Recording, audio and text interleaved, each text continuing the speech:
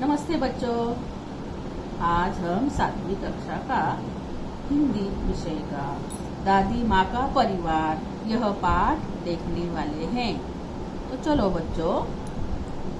बच्चों आपको मालूम है अपने पिताजी के माताजी को क्या कहते हैं? दादी जी। और अपने माताजी के माताजी को क्या कहते हैं? नानी जी। आप अपने दादी या नानी से बहुत प्यार करते होंगे और वे भी आपको बहुत प्यार से संभालती होगी।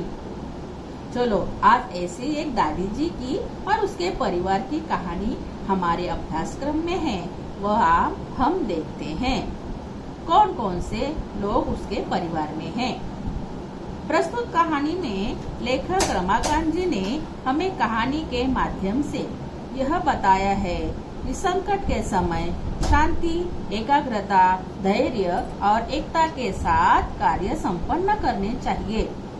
बच्चों, पहले मैं आपको यह कहानी अपने शब्दों में संक्षेप में बताती हूँ।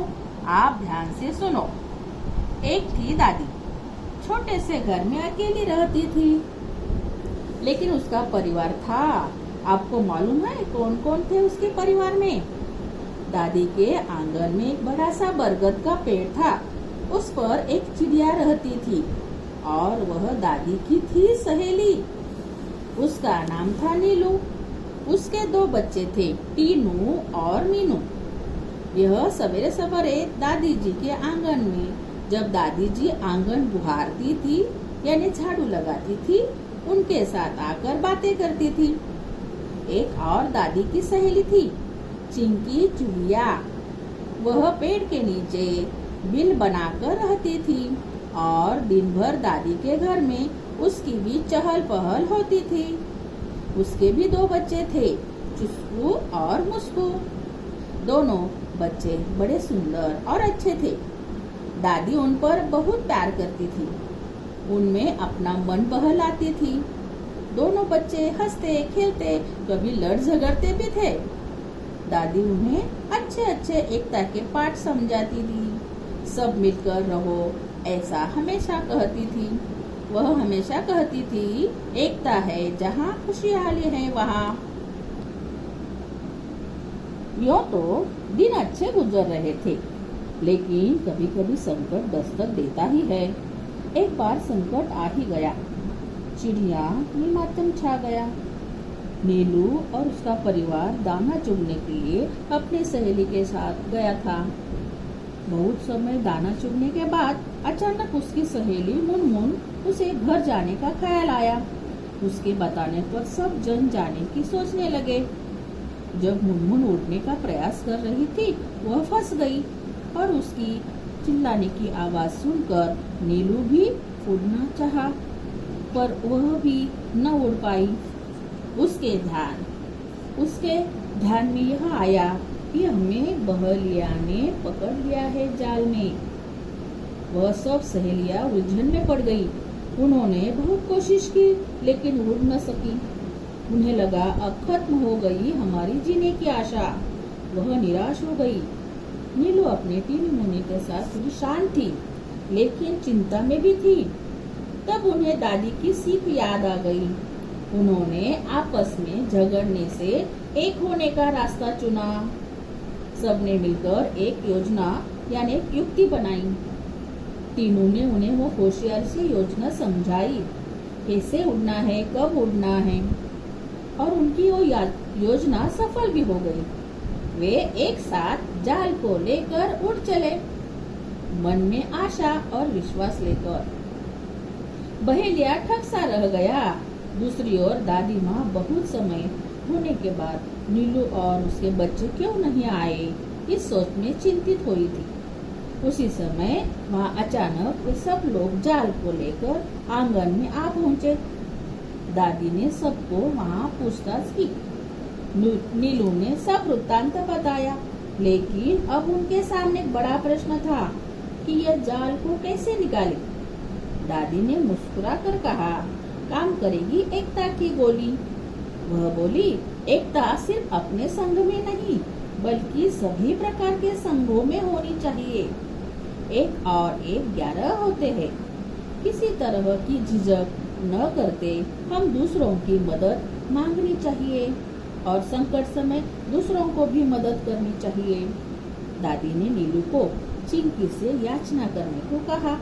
तभी वे सब आए और उन्होंने उनकी मदद की। जाल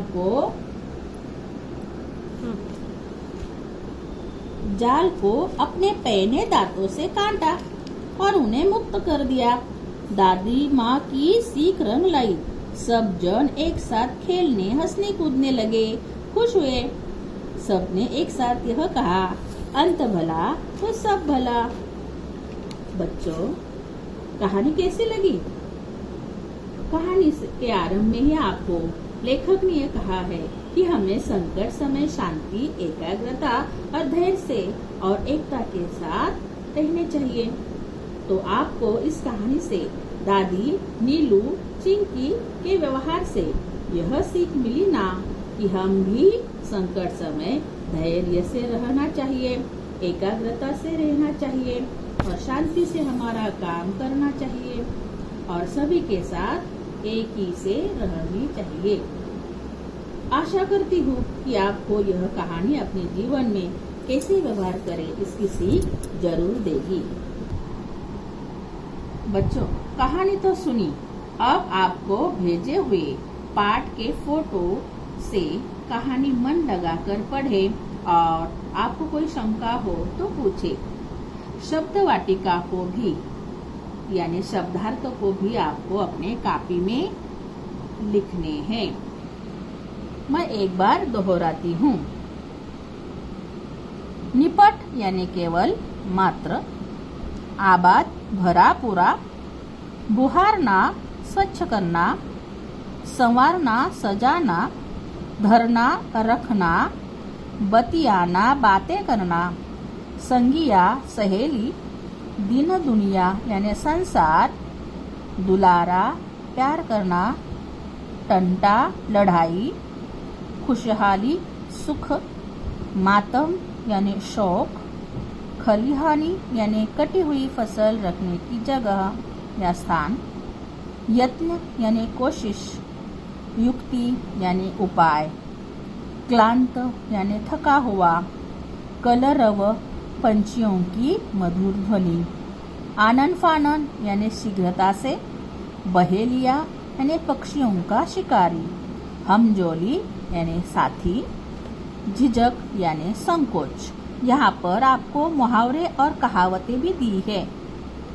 तुनक कर बोलना यानी चिढ़कर बोलना, ठगासा रहना यानी चकित होना, अक्ल का पता खोलना यानी तरकीब बताना, मुंह लटकाना यानी उदास होना। और कहावतें दी है, 1 और 1 11 होना यानी एकता में चलना, बनना, एकता का बल। अंत भला तो सब भला यानी परिणाम अगर अच्छा हो तो सब अच्छा। अब आपको एक छोटा सा गृह कार्य देते हैं, वह भी आपको कॉपी में लिखना है, उनके उत्तर भी लिखने हैं। आपको जो फोटो भेजे हैं उससे प्रश्न लेकर कॉपी में उनके उत्तर भी लिखने और प्रश्न भी लिखने हैं। दूसरी बात, छोटी छोटी हिंदी कहानियाँ पढ़िए और मेरी दादी नाम का एक निबंध भी आपको लिखना है। यह आपका पहला निबंध है और उस पर आज की ही तारीख डालनी है। तो चलो बच्चों, आपका यह पाठ यहाँ पर पूरा हो गया। धन्यवाद।